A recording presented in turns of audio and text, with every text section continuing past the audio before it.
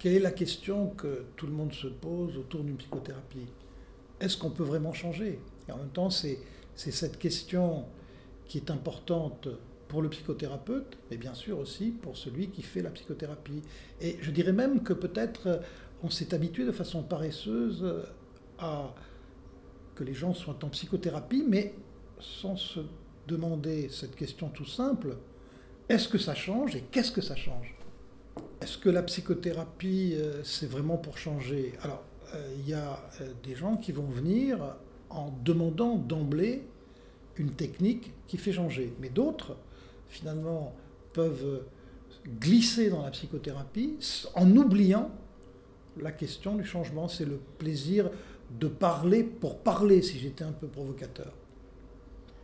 Ce livre essaie de recenser toutes les techniques de psychothérapie. Donc c'est une dimension d'ouverture, en montrant que peut-être, au-delà de chaque technique de psychothérapie, il y a peut-être une complémentarité. Par exemple, il y a des psychothérapies où on parle de soi, où on associe librement, et donc des psychothérapies du sens, et puis des psychothérapies qui sont plus préoccupées de faire disparaître le symptôme, de faire changer le symptôme.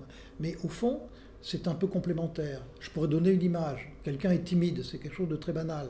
Donc au fond, on peut vouloir comprendre sa timidité, ou on peut vouloir devenir quelqu'un qui est assuré, qui est plus sûr de soi. Eh bien, il y a des psychothérapies qui vont plus nous amener à comprendre les choses, et d'autres à acquérir un nouveau comportement. Finalement, on voit que ça ne s'oppose pas. C'était passionnel à une époque entre les techniques dites analytiques et les techniques comportementales.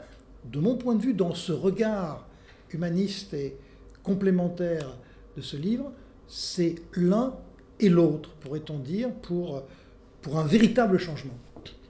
De mon point de vue, un vrai changement en psychothérapie, c'est un changement qui intègre quelque chose de pédagogique, qui intègre une analyse du comportement, qui intègre un changement de comportement. Donc au fond, ces deux mots que tous les psys ne rapprochaient pas, et même qui peuvent paraître antinomiques, sont complémentaires pour aller au cœur d'un véritable changement.